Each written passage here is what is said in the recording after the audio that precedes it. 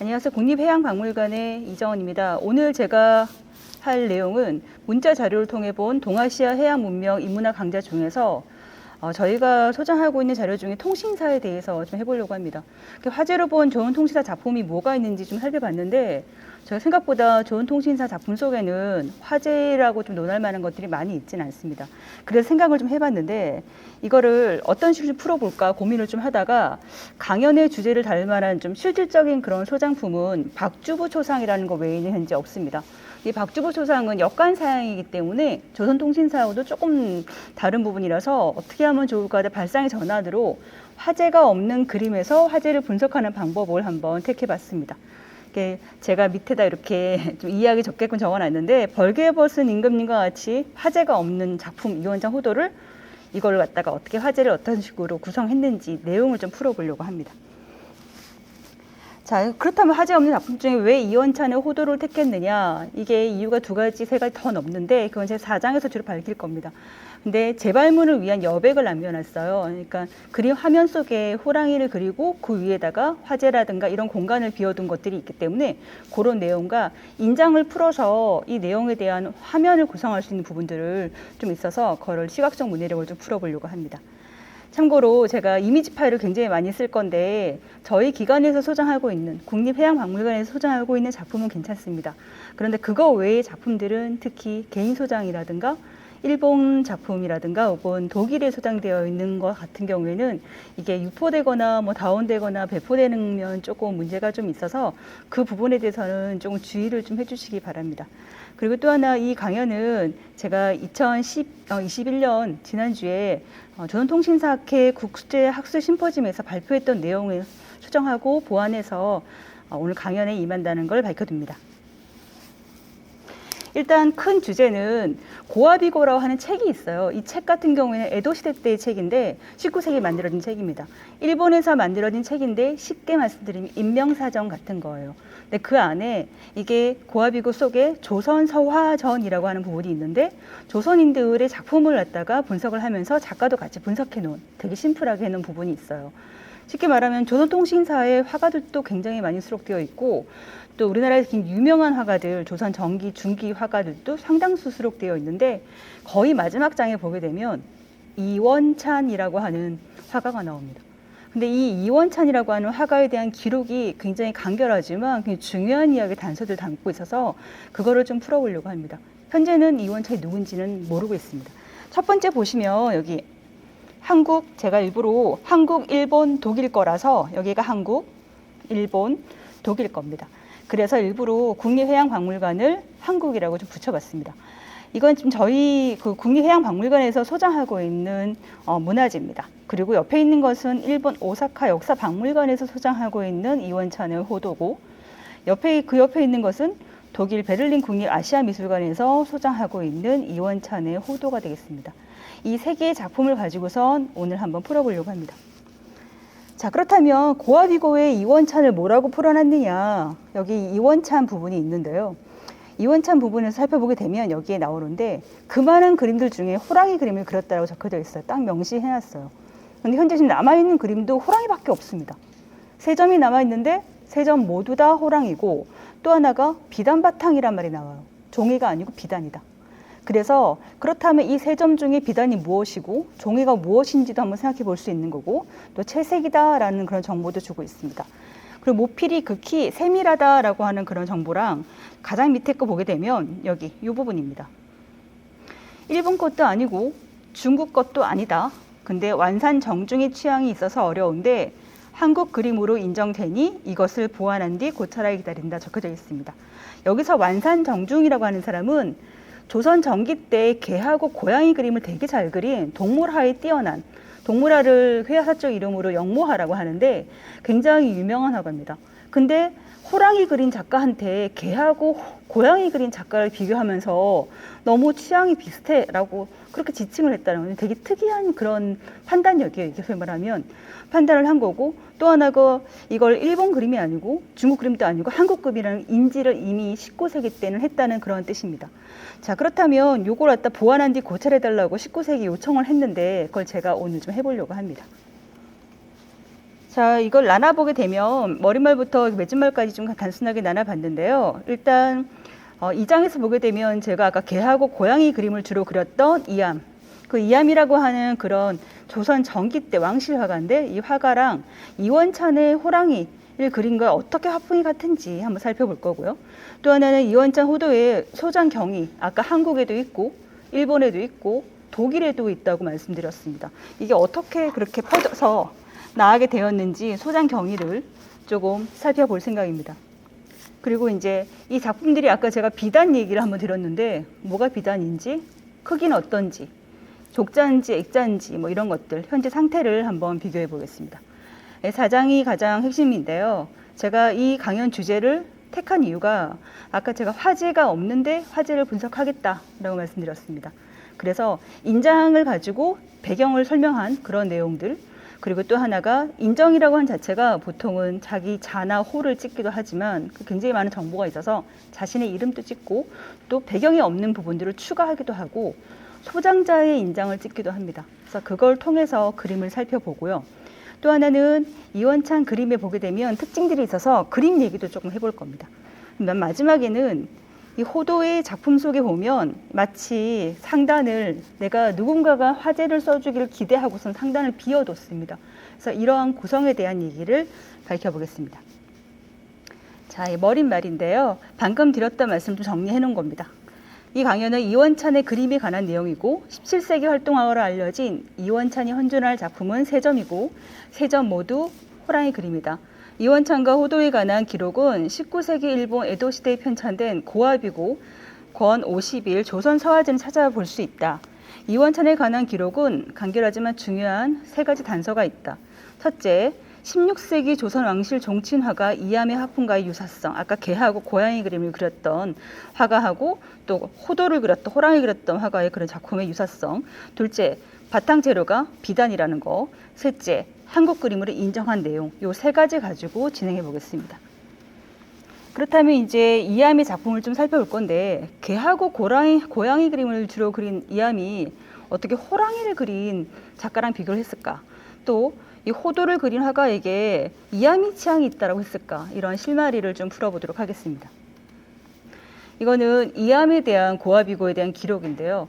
아까 이원찬의 고아비고 기록 같은 경우에는 뭐 호랑이 그림을 그렸다, 비단 바탕에 채색을 했다, 그다음에 이암에 뭐 그런 취향이 있다, 한국 그림 인정된다, 뭐 이런 내용들이 있었는데, 이암은 무려 5면에 일본인들이 평가해 놓은 그런 이런 조선 서화전이라는 게 있어요. 근데 보게 되면 맨 위에 상단부가 한 면 한 면 2개고요. 그리고 밑에 있는 하단부가 전부 다 같이 묶여져 있는 겁니다. 5면이지만 3명의 화가로 일본에서 인지한 겁니다. 이암이라는 사람이 이암 하나로도 인지하고 이 사람이 자나 호로도 인지를 또 따로 하고 이런 식으로 해서 같은 사람으로 인지를 못했고 유사한 사람으로 해서 이암을 3명 정도로 본 것 같아요. 그래서 무려 같은 자를 묶어놓은 것이 아니고 그림 2번은 보면 여기 보면 면수가 2, 3, 4, 2 면인데 여기는 2, 3, 5, 2 면이고 나머지는 90에서 92까지 같이 묶여져 있습니다. 그래서 여기 보게 되면 이 사람이 뭐 출신이라든가 자호라든가 아니 인장이라든가 이런 것들도 좀 알 수가 있고요. 제일 중요한 게 나오는데 이게 모익 화법이라 나옵니다. 이 모익이라고 하는 사람은 송나라 때 굉장히 유명한 개하고 고양이 그림 그린 사람이에요. 그런데 이 사람이 12세기 화가인데 그 사람한테 화법을 익혔다라고 하는 그런 얘기가 나옵니다. 그리고 그림 6번에 보게 되면 이거는 현재 이 그림이 화조 묘구도 우리나라에 없습니다. 근데 화조 묘구도가 이게 쌍폭인데 거기 위에 신강안에 이 글이 들어갔어요, 화제가. 근데 그것까지 수록해서 이 이암이라는 사람을 설명하고 있는 걸 알 수가 있습니다. 자, 그럼 이암 그림부터 볼게요. 도대체 이원찬의 호랑이 호도랑 어떤 느낌이 비슷하기 때문에 이암을 딱 지칭했을까? 이암의 그림을 보게 되면 필법보다는 두 작품의 정서에 조금 주목해서 보면 좋을 것 같아요. 이원찬 그림이 되게 예쁘장하고 귀엽게 그렸거든요. 자, 그러면 이암의 작품 중에 여기부터 볼게요. 도판 9. 뽀송뽀송한 그런 강아지들, 개라고 하기는 좀, 개 그림이라 하기는 좀 뭐한 강아지 그림들인데 졸음이 엉켜 붙어 있고, 또 이쪽은 이 꿩 깃털을 물고 가고 있는데 몸 길이만한 꿩 깃털이죠. 그걸 물고서는 이렇게 가고 있는 모습이에요. 여기도 그렇지만 다음 거 넘겨오면 정말 야는 진짜 껑충껑충 뛰어가고 있어. 도판 7번을 보게 되면 발이 같이 움직일 정도로 그런 식으로 굉장히 천진난만한 모습도 볼 수가 있고, 또 여기 있는 강아지는 제가 도판을 좀 잘랐어요. 도판을 좀 잘랐는데 위에 실은 벌 한 마리가 날고 있습니다. 그래서 벌이 날고 있는데 벌한테 쏠릴 수도 있는데 쏘일 수도 있는데 그런 거에 대한 전혀 뭐 의식이 없어. 그래서 마치 헤드뱅잉 하는 것처럼 이렇게 벌을 응시하고 되게 천진난만한 모습들을 볼 수가 있습니다. 자, 그리고 아까 이암이 구사한 필법은 한번 보려고 하는데, 제가 아까 정서 분위기에 한번 몰아서 보자라는 말씀드렸는데 한 올 한 올 털을 그렸던 것이 아닙니다. 도판 7번을 보면 잘 나와 있는데 전체적으로 이렇게 윤기하고 광택을 위해서 물을 굉장히 많이 섞어서 연한 먹으로 강아지 모습을 표현했어요. 윤곽선이 없는 몰골법하고 아주 세밀한 그런 묘사도 혼용해서 사용하기도 하고 되게 자유롭게 그림을 그렸는데, 이게 아까 제가 이암이 송익한테 배웠다라고 말을 했어요. 그 송나라의 그 모익. 근데 보게 되면 여기 도판 10번에 모익 작품이 나와 있는데, 이 작품 같은 경우에는 딱 봐도 느낌이 조금 동화스럽고 아름답고 이런 느낌은 들지만 필법은 완전 다릅니다. 여기 보게 되면 외곽선이 다 뽀얗게 처리가 되어 있어요. 모호하게. 이거는 전부 다 이 모익한테 배웠다 보기는 어려운 그런 필법들이고요. 일명 이러한 기법들은 스투마토 기법이라고 해서 그 다빈치 뭐 이런 사람들이 주로 썼던 것들입니다. 모나리자라든가 뭐 최후의 만찬 보게 되면 전부 다 이렇게 표현이 되어 있어요. 그래서 외곽 처리를 이렇게 따라 볼 수가 있죠. 다만 이 두 사람이 느낌이 비슷하다고 고아비고에서 적어놓은 이유는 말 그대로 동화 같은 정서를 얘기한 것이고, 또 하나 이암을 다시 이원찬한테 비교한 거는 마찬가지로 그런 서정적인 정서 때문에 그렇지 필법에 의존했다라 보기는 좀 어려운 부분입니다. 자, 그러면 이 이암이라는 사람은 우리는 다 조선 전기 가장 유명한 화가로 알고 있어 지금은. 하지만 이거를 밝힌 사람이 아까 제가 말씀드렸던 것처럼 안타깝지만 내내 일본에 너무 작품이 많았고, 또 일본에서 활동을 했던 기록은 없지만 일본에서 연구를 또 많이 했어요, 이 사람 거를. 그래서 조선시대 때 후기까지만 해도 이 사람이 일본 사람인지 착각할 정도로, 우리도. 그래서 이 사람이 그린 그림을 우리도 지금 누구한테 보여주면 일본 화풍 아니야 라고 얘기할 정도로, 이게 전통 조선의 영모한데도 불구하고 그런 문제가 생깁니다. 그 첫 번째 이유는 이암의 인장이 자기가 태어난 그 본관하고 완산하고 이 장이 정중히 함께 찍혀가지고 이게 읽으니까 탄전스 이슈가 되는 거예요. 그래서 일본의 화승이 실제로 존재를 합니다. 그래서 그 사람하고 오인되어가지고 이게 말장난 같긴 한데 이암이 마치 일본 사람인 것처럼 되었다라 볼 수가 있고, 그 이후에도 17, 18세기 이후에도 계속 판세를 바꾸게 되는데 영마화풍의 자리를 매개하면 됩니다. 이 16세기 활동했던 이암이 보게 되면 제가 지금 아까 이암이 뭐 터럭 하나하나 그리지 않고 전체적으로 연한 먹에 물을 많이 써서 했다고 했는데, 도판 11번을 보게 되면 일본 화가입니다. 17세기 그다음 도판 12번 이거 18세기 화가들인데 영향을 미친 겁니다. 그래서 일본의 작품이 굉장히 많이 많고, 또 일본 화가들이 이암의 영향을 받아서 이런 그림들을 그리고, 우리는 그 이후에 오히려 이런 화풍을 일본 화풍으로 좀 오해를 할 정도로 많았다라 볼 수가 있습니다. 자, 조금 더 보면 이게 하나의 장르가 돼버리는데, 아까 제가 그랬잖아요. 일본 사람 오해를 했다고. 이 사람만 오해한 게 아니라 이 사람 작품도 당연히 일본 화풍으로 오해를 한 거예요. 어떻게 보면 보통 조선통신사 하면 가장 1세대 그 당시 조선 한류를 일으켰다 하면 보통 김명국을 보통 얘기합니다. 그런데 김명국보다 훨씬 더 앞에 이미 한류가 나왔다라고 볼 수가 있는 게 바로 이 이암이라고 볼 수가 있습니다. 자, 그러면 19세기의 이암 취향 부분을 한번 조금 더 보게 되면, 아까 제가 이암하고 이원찬 얘기를 같이 좀 해보게 되면 도판 13번인데요. 도판 13번 같은 경우에는 얼굴은 이원찬 호두처럼 굉장히 귀엽게 생겼고, 그리고 그런데 전체적인 분위기는 또 이원찬하고 또 닮아 있고 이암하고도 닮아 있는 알 수가 있습니다.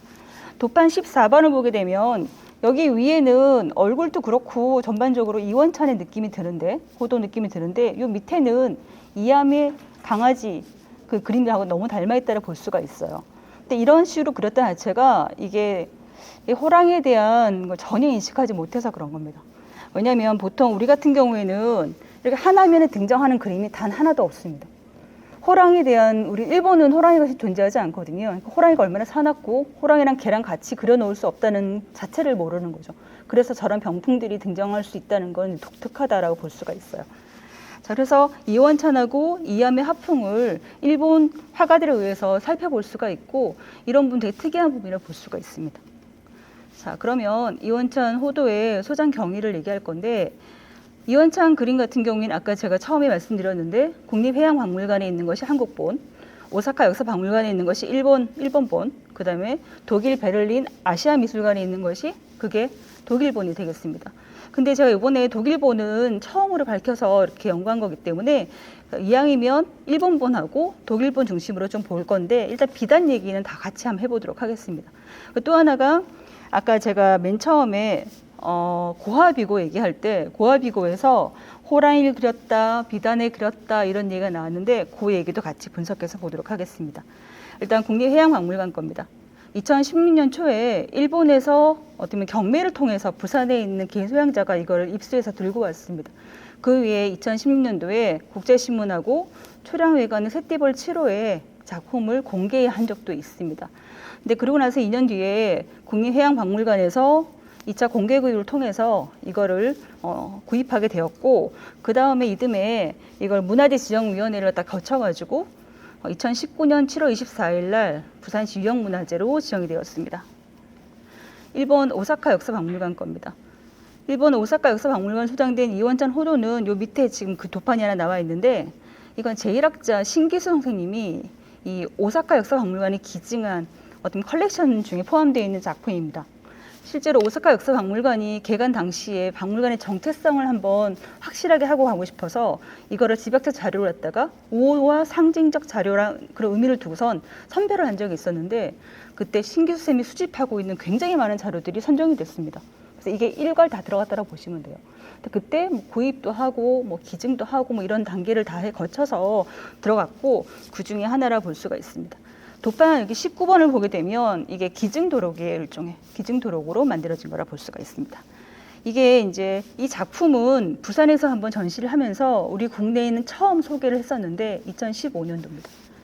조선통신사라고 하는 그 전시를 2015년도에 부산 박물관에서 한번 기획한 적이 있어요. 근데 그 기획했을 당시 때 이 작품이 등장을 했고 굉장히 파란이 났었어요. 그래서 미술사 전공자들 입장에서는 얼굴 마스크를 보고 너무 놀란 겁니다. 너무 귀엽고 깜찍하게 생긴 거야. 그래서 이원찬 류 얼굴이라는 말을 굉장히 많이 했어요. 그 이후에 뭐 두툼한 눈썹이라든가 아니면 입 모양도 두툼하고 하얗고 이렇게 되면 무조건 이원찬 류라고 해서 우리도 평가서를 쓰거나 하면 거의 이원찬 류 화풍이다. 이런 식으로 얘기를 굉장히 많이 적게 됐던 원인을 발생했던 그런 작품입니다. 이제 독일 베를린 국립아시아미술관 건데요. 제가 여기에 이거를 준비하느라고 굉장히 고생을 좀 많이 했습니다. 이 자료를 입수하느라고 지금 베를린 그 아시아미술관이 박물관을 이전하고 있어요. 이전하고 있어서 지금 거기 베를린에 그 박물관 섬이라는 곳이 있는데 박물관들만 모여 있는 그런 것은 아닌데 너무 많아서 이름이 박물관 섬인가 봐요. 그래서 그곳에 이제 이전하는 단계 속에서 이런 자료들을 제가 좀 서치하다 보니까 사진 자료하고 이런 것들을 받는 과정 속에서 거기 있는 학사 선생님들이 직접 본인이 그냥 폰으로 찍어서 보내주는 게 좀 많아서 사진은 어떨지 잘 모르겠습니다. 자, 설명을 좀 해드리자면 독일 베를린에 있는 이 작품은 기증을 받은 거예요. 근데 도쿄에서 소위 말하는 사업을 하고 있는 한 기증자로부터 이거를 기증을 받아서 그러고 나서 이거를 본인 본국인 독일에 집어넣었는데 이게 일본 측에서 허가가 떨어지지 않는 그런 문제가 좀 애매하게 걸려 있어가지고 대여 형식으로 이거를 전시만 하는 방식으로 계속 유지하다가 2019년도에 이게 허가가 됐습니다. 허가가 돼서 정식으로 소위 말하면 국립아시아미술관에 들어간 거예요. 베를린에 들어가서 그 이후에는 유독 우리 같은 국립해양박물관 이렇게 딱 끄지 않아. 소장인데 여기 보면 자료명이 엄청 길어요. 독일 베를린 국립아시아미술관 밑에다가 클라우드 F 요시나우만 기증 거기다 또 사진 촬영까지 다 붙여가지고 이거 네임을 만들어 달라고 저한테 얘기를 부탁을 하더라고요. 되게 중요하더라고요. 그래서 기증한 분들의 이름까지 다 넣어서 그 소장작을 관리하고 있다고 볼 수가 있습니다. 자, 이거는 그 소장품을 담아놨던 함인데요. 함을 보게 되면 제가 여기 지금 뭘 적어놨죠. 이거는 아까 이미지 다운로드 때문에 적어놓은 겁니다. 자, 요거는 지금 두루마리 형태로 해서 걸개 형태로 만들어 놓은 거고, 요건 함입니다. 그리고 요건 함을 열었을 때 모습이고, 이거는 이원찬의 호도라고 하는 말이 적혀져 있어요. 도장이 하나 찍혀 있죠. 여기에 대한 얘기를 조금 해볼 건데요. 제일 중요한 게 하나 나와요. 이거 한 넘겼는데, 여기 지금 보면 나가사키 아파란 말이 나옵니다. 나가사키 아파란 말이 나오는데 이게 굉장히 중요한 키포인트입니다. 물론 이 글씨가 제가 제휴청에서 좀 확대해서 봤는데 이게 요즘 현대에 사용하는 필기구예요. 그래서 이거는 조금 아쉽지만 이거 믿어도 될까라는 생각이 들었지만 최소한 나가사키에서 활동했던 혹은 나가사키에 있는 사람이 소장을 했던 적이 있거나 뭐 이렇게 한번 연결해 볼 수 있겠다라고 해서 근거가 됐던, 단서했던 그런 내용이고요. 하지만 여기 있는 거는 다 먹으로 썼기 때문에 당시에 쓴 건 아닌 걸 또 알 수가 있습니다. 이거는 2019년도에 이 사람이 기증한 걸 다 성공한 다음에 아까 2001년도에 왜 그 일본 오사카 역사박물관처럼 여기도 도록을 조그맣게 리플렛처럼 만들게 됩니다. 만들게 되는데 그 중에서 제가 하나 조금 저는 욕심상 PDF를 받고 싶었지만 그 한 장면만 독일판을 보내주셔가지고 이걸 그냥 번역해서 보여드립니다. 여기 보게 되면 지금 보관 상자 위에 글로 볼 때 화가는 나가사키시에서 활동한 그런 목. 하지만 인장은 한국 화가에 속한다. 이런 얘기들이 적혀져 있습니다. 자, 그럼 현상을 좀 비교해 볼 건데요. 이제 국립해양박물관에 가지고 있는 거, 그 다음에 일본 오사카 역사박물관에 있는 거, 그 다음에 독일 베를린 국립아시아미술관에 있는 거, 이렇게 족자 형태도 현재 전체 분위기도 볼 수가 있고요. 그리고 자세도 볼 수가 있습니다. 전부 다 종이가 아니고 이거 두 개만 종이고요. 일본하고 독일만. 아까 제가 고아 비고에는 비단 그림이라고 나온다고 했어요. 현재로서는 이거 하나로 비단 그림을 대표성을 가질 수는 없지만 최소한 고아 비고를 기록할 당시 때는 비단 그림을 보고선 그걸 기록했다고 볼 수가 있는데 현재 남아있는 그림 이 그림밖에 없다면 대표성은 가지진 않는다 하지만도 이거 기본 자료를 볼 수 있다는 증거가 되는 겁니다. 그래서 국립해양박물관 소장본이 중요하다라고 볼 수가 있고요. 크기를 보게 되면 대체로 이거는 뭐 대형 무역용 회화나 수출할 기본적으로 이 정도 길이가 나옵니다. 90에서 100 정도 나옵니다. 근데 폭이 달라요. 종이는 조금 넓죠. 50 좀 넘습니다. 근데 비단은 폭이 좀 좁아요. 비단이라서 아까워서 이런 게 아니고 아마 아시는 분들은 다 알 건데 이걸 보통은 배트를 짤 때 허리에 묶어서 짭니다. 그래서 북을 돌리기 때문에 말 그대로 허리 라인이 보통 2cm 되기 때문에 40을 넘는 경우가 일반적으로 잘 없다라고 볼 수가 있어요. 그래서 비단폭은 보통 이래서 연결을 해서 쓴다라고 볼 수가 있고요. 자, 그러면 두루마리 결기로 다 되어 있다는 것 또한 알 수가 있습니다. 자, 그 얘기 제가 지금 해드린 거고요. 그런데 이제 가장 다행스러운 건 뭐냐면 제가 여기 두루마리 결계 장황 상태가 두루마리로 되어 있다 적어놨습니다. 이거는 다르게 말씀드리면 굉장히 이거 신의 한 수라고 생각합니다. 작품이 안료가 굉장히 좋습니다. 손상도도 거의 없고 물론 이게 충도 약간 먹을 수도 있고 뭐 그런 부분 박락도 좀 될 수가 있고 이런 부분이 있지만 안료는 상태가 굉장히 좋다라고 볼 수가 있고 또 하나가 이게 지금은 축을 많이 갈긴 했는데 대체로는 이렇게 말아서 보관을 하다 보니까 이게 가로주름이 생기는 건 좀 어쩔 수가 없고 뭐 습도나 이런 문제 때문에 약간 박락이 되거나 탈락이 되는 거는 좀 어쩔 수가 없는데 그 다행스러운 건 세 점 모두 다가 현재 국가기관에서 운영하는 그런 박물관 미술관이 다 소장이 되어 있습니다. 그래서 이게 굉장히 좋은 앞으로의 연구가 가능한 그런 신호탄이라 볼 수가 있고요. 이를 계기로 이원찬의 또 다른 네 번째, 다섯 번째 호랑이가 나오길 기대해 보는 바입니다. 자, 네 번째 호도에 대한 얘기를 해보려고 합니다. 제가 이 4장의 내용을 좀 많이 실었는데요. 4장에서 가장 중요한 내용은 아까 제가 화재가 없는데 화재에 대한 얘기를 한다고 했습니다. 그 얘기를 시작해 보려고 합니다. 아까 제가 벌거벗은 임금님을 좀 생각해 달라고 그렇게 얘기했는데 이 작품을 보면서 상상을 좀 해보시기 바랍니다. 자, 이 세 점에 대한 얘기 중에서 특히 한 점은 한국으로 돌아온 해양문화재 자료이기 때문에 이거는 조금 더 연구를 더 해서 이후에 또 기회가 생기면 그때 조금 더 해볼 생각이고요.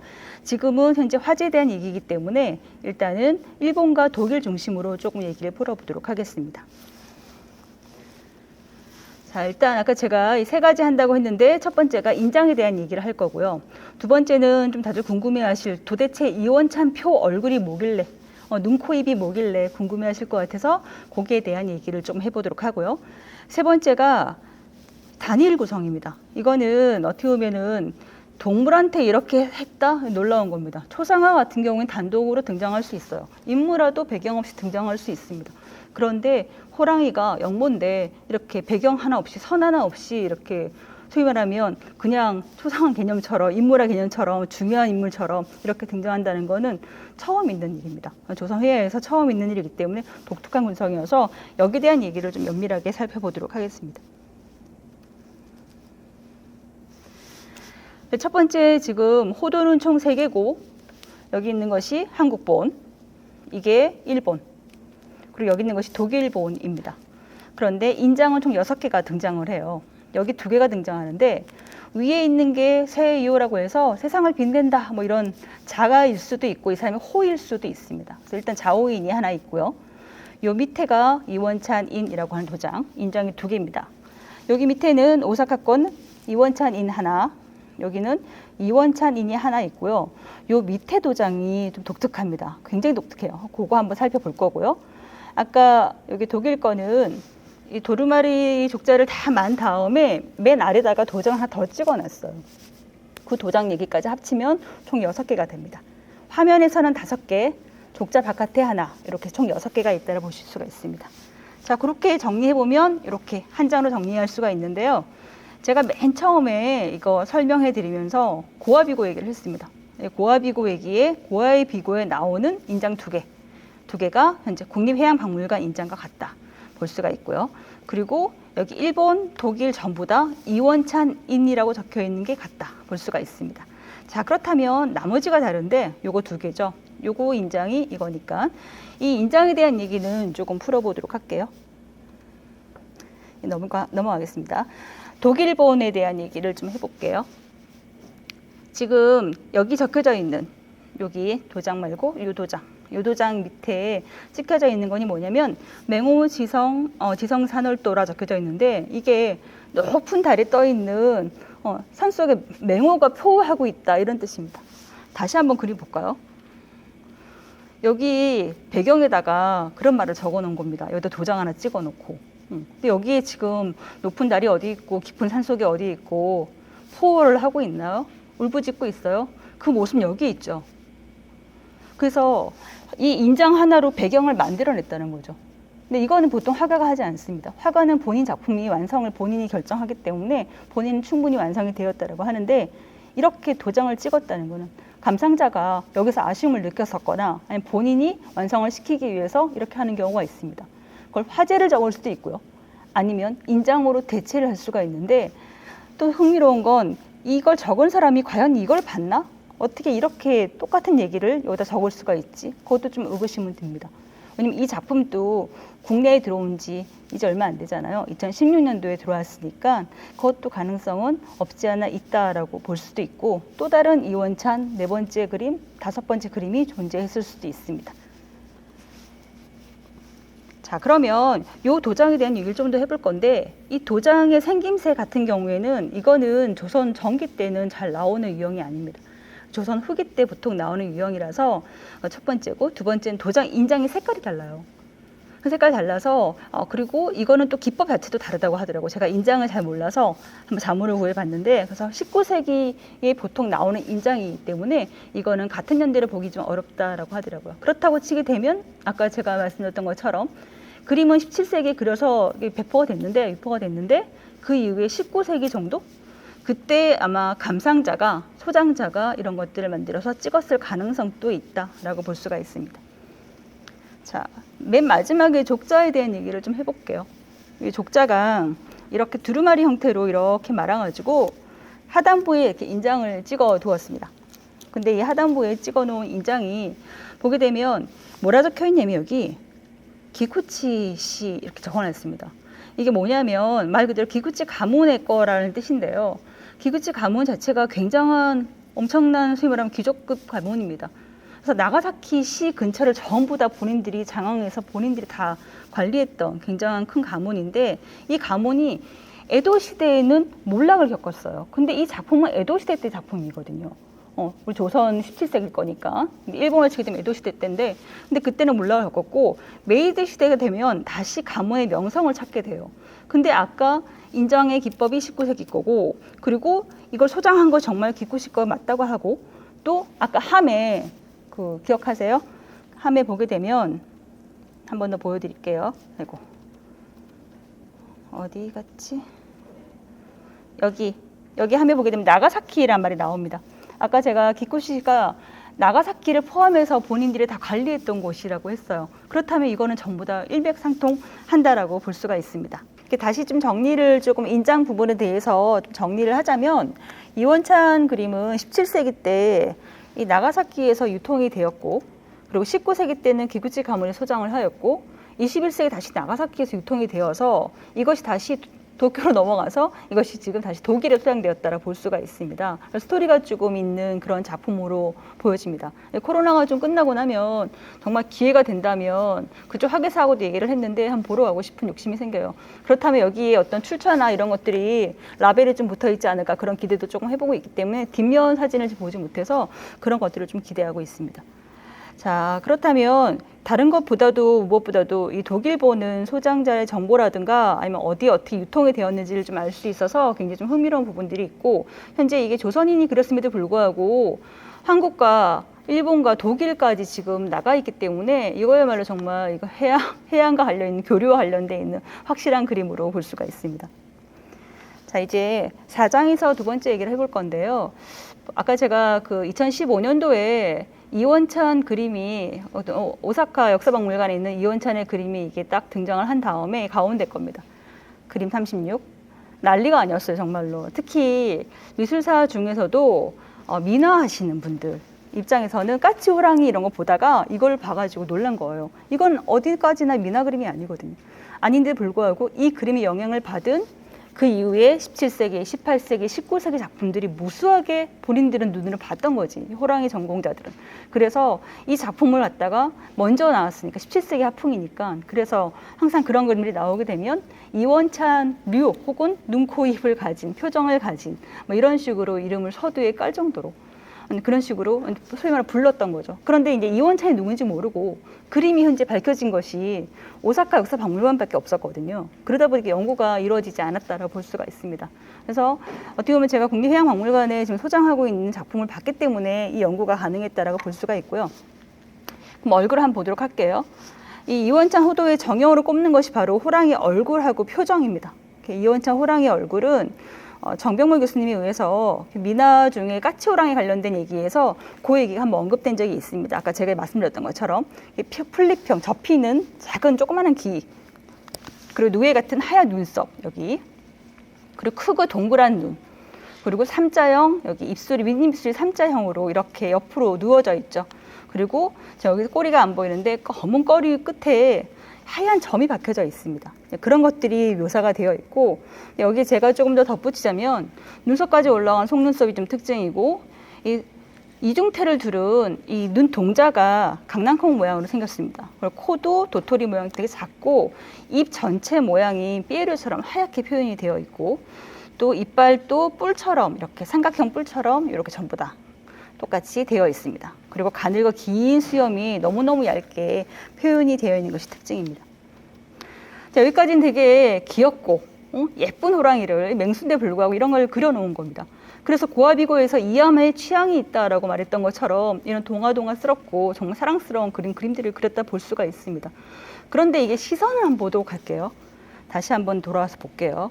지금 보면 이 도판 36번하고 7번 같은 경우에는 바깥에 관람객, 소위 말하면 감상자를 눈맞춤할 것 같아요. 보고 있는 방법입니다. 이런 식으로 그림을 그렸다는 자체는 되게 놀라운 기법이라고 볼 수가 있어요.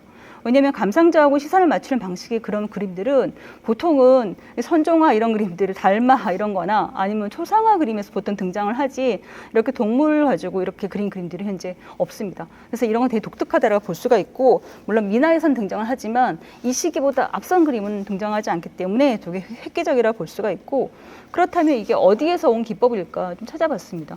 이게 16세기 르네상스 미술 혹은 뭐 17세기 뭐 낭만주의라든가 아니면 신고전주의 이런 초상 인물이 되게 등장을 많이 해요. 이 당시에 보면 작품들이. 동시대 때 것도 보게 되면 17세기의 조선의 윤두서의 자화상, 아마 어떤 그림인지 아실 겁니다. 근데 그런 걸 대표적으로 보게 되면 어떤 느낌인지 아실 거예요. 화면 밖을 응시한다는 거죠. 그래서 이런 것들은 영모화인데 불구하고 초상화 기법을 도입했다 자체가 굉장히 독특하다라 볼 수가 있습니다. 자, 여기다가 하나 더 한 걸음 더 나와서 제가 아까 화제 얘기를 한다고 했는데 화제가 없는 화제 얘기를 한다고 했잖아요. 그거랑 벌붙여서 제가 3장에 대한 얘기를 조금 해보려고 합니다. 자, 그렇다면 정리를 좀 해볼게요. 이원찬은 화면 밖 감상자와 시선하고 각도를 호랑이 안에서 반영한 호랑이 그림에서 반영했다라고 볼 수가 있고, 감상자와 눈을 맞춘 시선은 한편으로는 응시하기도 하고, 또 이원찬 그림 호랑이 그림은 조선 중기 벽사라든가 뭐 길상용, 뭐 호랑이 그림을 그렸던 화가들하고는 달리 했다는 걸 볼 수가 있습니다. 이는 그의 그림이 감상률 제약된 것이 아니고, 그리고 이원찬 그림은 이 감상자랑 같이 호흡을 맞추고 시선을 맞추는 연결지은 그런 작품인 것을 알 수가 있습니다. 자, 그러면 아까 제가 새로운 유형 호랑이라 얘기했는데 이거는 단일 구성으로 배경 하나도 없이 화제를 의식해서 화제 공란을 비워둔 유일무이한 그런 작품이기 때문에 그걸 주제로 해서 한번 얘기를 좀 해보도록 하겠습니다. 한국, 일본, 독일을 세약낸 이원찬 호도의 공통된 하나의 특징이 나타나는데 바로 이원찬이 상단에 남겨둔 여백 공간이 그겁니다. 근데 산수 배경이 거친 필지로 그려진 국립해양박물관 소장본에 비해서 일본, 그다음 독일 소장본은 어디에도 없는 단일 주제 호랑이를 화면 중앙에다 떡하니 그려놨습니다. 이게 마치 국가의 공을 세운 공신상이라든가 아니면 종교적 신의 뭐 경지에 오른 그런 달마초상 이런 데서 등장할 것 같은 그런 모습을 띠고 있습니다. 이거를 중심으로 일본과 독일 소장본을 중심으로 살펴보겠습니다. 이것이 위에 지금 도판 38부터 41번까지는 전부 김명국의 그림입니다. 근데 김명국 그림을 자세히 보시면 전부 다 공통적인 배경이 없어요. 배경이 없고 이렇게 전부 다 신들이죠. 뭐 달마들이니까 이렇게 해놓고 뒤에 전부 다 위에 상단부가 비어져 있습니다. 이건 전부 다 화제를 받기 위한 용이하게 하기 위해서 했던 건데, 또 하나가 이게 사행 당시 때 수행하원들이 거의 머무는 기간이 한 10개월 정도밖에 되지 않아요. 통신사 하원들이. 그럼 그 10개월 동안 이 풍랑 맞아 가면서 조선에서 일본 에도까지 다 가야 되기 때문에 머무는 시간은 되게 한정이 되어 있는데, 이걸 솔직히 요청하는 사람들 너무 줄을 쓴단 말이지. 그래서 여기서 뭐 채색화를 그리고 이런 건 불가능한 거고 일필해지로 다 그렸어요. 단숨에 그려낼 수 있는 배경 이런 거 없습니다. 그냥 다. 그런데 이것이 먹혔다는 거지. 왜 먹혔는가? 일본 취향이라는 거예요. 그렇다면 김명국이 굉장히 큰 일을 한 건데, 근데 또 하나 큰 일은 뭐냐면 이렇게 그림을 그렸어. 그러면 누군가가 제발문을 달 거 아니야. 조선인이 달던 일본인이 달던 그 자체가 바로 이게 해양 교류가 되는 겁니다. 이게 문화 교류가 되는 거고, 그래서 굉장히 중요한 의미가 있다라 볼 수가 있습니다. 자, 그러면 요거 위에 거 좀 볼 건데 제가 다시 한번 그림이 또 잊을만 하니까 그림을 좀 넣을 걸 여기서 한번 볼게요. 아까 제가 화재 공란에 대한 얘기를 했는데 여기 부분이 지금 의심스러울 정도로 많이 비어 있어요. 많이 비어 있고 여기도 지금 비어 있습니다. 그래서 이런 부분들이 전부 다 화재를 의식한 공란이라고 파악을 한 거고요. 자, 그렇다면 김명국만 그랬느냐? 아닙니다. 김명국 이후에, 이전의 화가들은 안 그랬어요. 근데 김명국 이후에 1636년 병제사행 이후의 화가들은 전부 다 이런 특징이 보여집니다. 뭐 이기룡, 한시각 뭐 기본이고, 뒤에 가면 개미사행에 1763년도에 갔던 김유성까지도 다 이런 식으로 그림을 그리게 되고, 솔직히 말하면 이게 지금도 솔직히 이렇게 반영이 돼서 그림이 그려지고 있거든요. 요거를 볼 수가 있고, 제가 이거를 검토해 보려고 한중일 15에서 19세기 호도를 다 봤거든요. 봤는데 이 연구 방향을 이렇게 내렸다라 볼 수가 있습니다. 자, 이게 지금 김명국 호랑인데요. 저도 이 그림을 찾으면서 굉장히 무척 기뻐했는데 이 그림 존재를 찾게 돼서, 이게 지금 미국의 메트로폴리탄 미술관에 소양되어 있습니다. 이렇게 앞에 이렇게 이미지 때문에 적어놔서 죄송합니다. 자, 여기 보게 되면 이 호랑이 한 마리가 덕하게 등장하는데 아무 배경이 없어요. 그냥 무슨 유아독존처럼 한 마리가 툭 있고 위에 화재가 실려져 있습니다. 아까 제가 얘기했던 방식하고 아주 유사한 방식인 거죠. 화재를 위해서 화재를 비워놓은, 그런데 거기에 나중에 채워진 그런 대표적인 거라 볼 수가 있습니다. 그리고 이 이원찬의 그림은 그렇게 진다면 화재를 받지 못한, 어떻게 보면 화재를 기록되지 못한, 반대로 얘기하면 화재 없이 화재 공란을 지킨 유일한 그런 호랑이 그림이 되는 거예요. 배경 없이 이렇게 그려진 김명국 그림은 남았지만 김명국 그림 화재가 채워졌으니까 그거와 다르게 비어진 그림은 또 이원찬께 유일하다라 볼 수가 있죠. 자, 17세기 활약한 조선통신사 하원의 작품을 통해서 이제 구성된 부연 설명을 좀 해보려고 하는데요. 아까 제가 계속 설명을 드렸던 것처럼 초상화나 인모라, 통신사 같은 경우는 선종화 이런 경우는 단독으로 구성이 되었다. 왜냐하면 사행 활동 때문에 바쁘기 때문에 단숨에 그려야 되고, 또 하나는 그게 장점이 교류를 할 때 되게 좋다.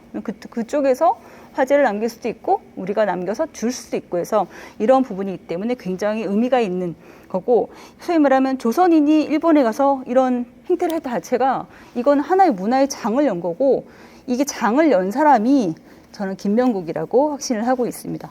자, 17세기 회화 교류를 본격적으로 시작한 이 김명국 작품을 쭉 보셨는데 이거하고 다른 것도 좀 있어요. 한번 볼게요.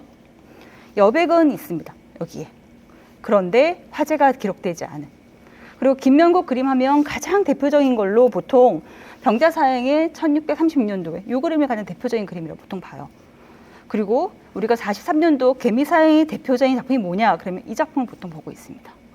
그런데 두 개 다 공통점으로 이원찬의 호랑이 마냥 굉장히 여유가 그렇게 있어 보이지 않아요. 근데 또 하나가 화재 공란이 다 비어 있어요. 근데 여기에 지금 이 화면이 좀 작아 보이는 거는 이거는 의심하시면 안 돼요. 왜냐면 그림은 여기 뭐 보존처리 선생님도 많고 한데 족자를 만들면서 계속 잘리고 접혀지는 부분이 또 있어요. 들어가는 부분이. 그래서 이런 부분은 위에 들어갈 수도 있어요. 왜냐면 옆에 보면 여기 지금 본인의 이름을 적는 부분에 이렇게 잘려져 있는 게 보이죠. 그래서 이런 걸 봤을 때 화면 구성은 많이 잘릴 수 있다라고 볼 수가 있죠. 자, 그 이후에 아까 제가 뭐 한시각이라든가 그리고 그 이후에 김유성까지도 얘기를 했었는데 그것도 좀 볼게요. 이 한시각은 1655년도에 활동했던 화가예요. 1748년도 활동했던 화가고, 이건 김유성은 1763년도 개미사행 때 일본에 갔던 화가입니다. 근데 공통점 보게 되면 위에 비어져 있어요. 그리고 단일 구조로 그려져 있어요. 단일 구성입니다. 전부 다. 단일 구성을 비워두고. 때 마찬가지입니다. 위에 다 비워둔 방식으로 해놓고 이걸 화제를 받기 위한 그런 방식이었다 볼 수가 있죠. 김명국이 활동을 했던 이후에 이 김유성의 작품 63년도까지 비교해 보면 이거 127년의 기간이 있어요. 그런데도 이런 식으로 문화의 교류를 이런 식으로 펴렸다라고 볼 수가 되게 중요한 부분이죠. 파급력이 컸기 때문에 이거는 지금까지도 시행되고 있는 부분입니다. 자, 그렇다면 다시 돌아가서 이원찬의 호랑이가 단독으로 그려졌는데 그런 그림이 또 있진 않을까? 김명국 말고 조금 더 찾아봤습니다. 찾아봤는데 그때 찾았을 때 이런 그림을 찾았어요. 그러니까 이상자 그림입니다. 이상자 그림인데 이상자 그림에 아쉽지만 뒤에 뭐가 보여요. 이렇게 대각선으로 뭐가 보이죠. 그래서 비어있진 않아요. 그런데 이 두 작품 다 어디서 나온 이런 구성이냐? 구도를 보게 되면 여기 목계가 그린 작품하고 똑같은 호랑이 자세를 취하고 있다는 걸 볼 수가 있어요. 그래서 이거는 중국 화가의 거를 따라서 그렸구나라고 볼 수가 있는데 일단 이거 볼게요. 보게 되면 앞에 그림 다시 한번 제가 그냥 설명을 드릴게요. 목계라는 화가의 작품은 화풍 뭐 접어두고 누군지 접어두고 뒤에 배경을 볼게요. 보게 되면 되게 간략하게 표현되어 있어요. 하지만 바위도 조금 있고 풀도 조금 있고 그런 것들을 짚고 내려오는 모습인데 우리가 이제 미술사에서 뭐라고 하냐면 출산호라고 부릅니다. 산에서 내려온다. 한자를 보여드릴게요. 여기 출산호 적어냈죠. 산에서 내려오는 겁니다. 산에서 나오는 거예요. 산에서 출발해가지고 나오는 건 호랑이입니다. 그런 모습을 여기 이렇게 마치 위에서 내려오는 그런 모습처럼 그려놓은 거고, 이 세 개의 작품 모두 다가 땅을 굉장히 꽉 지지하고 이렇게 내려오는, 너무 가파르기 때문에 아주 지지를 많이 하면서 뛰어올 수가 없어. 그렇게 지지하면서 오는 그런 모습들을 표현해놨고, 여기는 배경이 조금 있는데 여기 갑자기 무슨 추상화처럼 확 변했어요. 근데 이거를 현재는 어떻게 보고 있냐면, 이거는 비바람이 아주 많이 치고 어두컴컴한 태풍처럼 그 바람에 비가 사선으로 꺾였고 배경이 어두워서 다 묻혔다라고 볼 수가 있어요. 그렇게 파악이 되는 그림이고, 안타깝지만 비어있진 않은 거예요. 이 자리에 화제를 넣을 수는 없거든. 그래서 비어있는 그림은 아니지만 굉장히 앞서간 그림이라고 볼 수는 있습니다. 자, 한데 이상자도 조선 중기 화가예요. 근데 김명국 그림에 딱 들어오게 되면 이런 선 하나 없고 풀 하나, 바위 하나 없으니까 갑자기 어떻게 보이세요? 공중고개 하는 것처럼 붕 떠 있습니다. 근데 본인이 그렸던 달마도 방식대로 그림을 그린 거고 위에다가 마찬 화제를 받았다라고 볼 수가 있는 겁니다. 자, 그렇다면 이거 얘기를 조금 더 해보면 제가 밑에 이런 말을 적어놨어요. 여기 김명국이 그 당시에는 한 선승한테 이걸 그려준 거라고 보고 있고, 그럼 호랑이 그림을 도대체 왜 그렸을까? 이 당시는 호랑이 그림이 유행할 때가 아니거든요. 선종하니까 달마가 유행할 때야. 근데 김명국이 호랑이를 그렸고 그 이후에 특히 19세기쯤 가게 되면 조선인이 그린 호랑이 그림이 어마어마하게 폭발적 반응이 일으켜서 지금도 우리가 이제 뭐 대일 무역용 그런 회화의 중심에 호랑이가 꼭 등장을 하거든요. 근데 그 시발점에는 항상 이원창과 김명국이 있다 볼 수가 있는데 너무 화파가 다른 거야. 그림 유형이 너무너무 달라. 근데 그렇다고 치게 되면 와 너무 다른 그림이니까 다른 특징을 갖지 않았을까? 근데 이원찬의 국립해양박물관 그림의 배경을 보면 화풍이 김명국하고 다르지 않다고 보여집니다. 그래서 같은 화풍을 절파 화풍을 따라서 그림을 그렸다고 볼 수가 있어요. 자, 밑에 하나만 읽고 넘어갈게요. 중국에서 오래전부터 맹호행이라고 해서 네 발로 걷는 거죠. 이게 고난만 있을 뿐 성공은 어려운 조촐한 군자의 인생길을 표현한 의미로 많이 사용되는데 당시 일본에서 잔존하는 일본의 선불교가 유행하였고 김명국이 그림에 선불교와 연관된 여러 그림이 잔존하고 있는 점을 볼 때 이 그림은 선불교를 수행하는 수행자의 고단하고 외로운 수행 과정을 표현한 걸 보입니다. 그래서 그 당시에 단순하게 갑자기 호랑이가 왜 등장해서 저도 고민을 좀 했었거든요. 달마도를 그리던 화가가 이걸 왜 등장했을까? 근데 그 당시에는 선종화가 엄청나게 유행했기 때문에 이거 굉장히 연관성이 있다. 선불교랑 연관성이 있다. 도교인데 이게 불교가 됐기 때문에 연관성이 있다는 걸 파악하게 됐습니다. 자, 그리고 또 하나는 이 독일본하고 일본본인데 이거는 여태까지 조선 회화사에서 단 한 번도 이전에 볼 수 없었던 양식이고 이후에도 나오지도 않는 양식이에요. 호랑이가 단독으로 초상화처럼 저렇게 떡하니 그려가지고 혼자 있는 그림은 그 어떠한 경우도 본 적이 없습니다. 그거는 중국도 일본도 나오지 않는 양식이에요. 그리고 김명국 건도 화제가 들어있기 때문에 단일로 보이지 않지만 김명국을 위시로 해서 이원창 그림이 거의 독보적으로 화제를 위한 공간을 비워뒀다는 거죠. 자, 상상이 되십니까? 아까 제가 임금님 그 얘기 했잖아요. 왜, 그 벌거벗은 임금님 얘기를 했었는데 마찬가지로 이것도 화제가 한번 어떤 내용이 기록되었을까? 아니면 어떤 사람이 이런 화제를 적었으면 어울렸을까? 뭐 그런 생각이 좀 들게끔 하는 그런 공단이라고 볼 수가 있습니다. 그래서 어떻게 보면 문화교류사 차원에서 굉장히 중요한 의미가 담겨 있는 그런 그림이라고 볼 수가 있습니다. 자, 제가 말을 굉장히 빨리 하다 보니까 거의 끝나가는데요. 자, 제가 지금 한국본 그 다음에 일본본, 독일본 전부 다 이 세 기관에 소장되어 있는 작품들을 다 살펴봤습니다. 살펴봤고 이걸 세 점을 한꺼번에 다 이렇게 소개하는 거는 제가 이게 지난주에 학회에 한번 발표를 했던 내용을 좀 수정을 좀 대폭 많이 했는데 그 내용이고 또 강연도 처음으로 시행하는 겁니다. 그 내용이 범띠에인데 이왕에 제가 시작한 연구가 제가 지금 못했던 부분이 오히려 저희 소장하고 있는 국립해양박물관에 소장되어 있는 작품을 조금 더 면밀하게 하고 싶은 부분이 생긴 거예요. 아까 제가 화제가 없는데 화제의 부분 공란을 얘기를 했잖아요. 근데 반대로 화면 구성을 꽉 채워 넣은 이게 화제 없는 그 호랑이보다 먼저 그렸을까? 앞에 그렸을까? 뭐 이런 것도 좀 궁금하기도 하고 또 어떤 기법으로 그렸을까? 이런 것도 좀 궁금해서 이런 부분들을 좀 추가적으로 연구를 해보고 싶은 욕심이 좀 생겨서 준비를 또 하고 있습니다. 그래서 계속해서 이런 장안을 좀 준비할 수 있도록 노력하고 있고요. 또 하나가 계기가 된다고 하면 베를린에 있는 독일 베를린에 있는 아시아 미술관 거기에 굉장히 많은 작품들을 가지고 있는데 조선통신사 화가들이 그린 그림을 축소해서 미니미니하게 스케치본으로 해서 그린 그림들이 또 있어요. 16개. 근데 그게 굉장히 많이 소장되어 있고 그 아까 기증자가 이걸 기증을 한 거예요. 그래서 기회 된다면 정말 독일 가서 한번 이런 것도 한번 보고 싶다라는 욕심이 좀 생깁니다.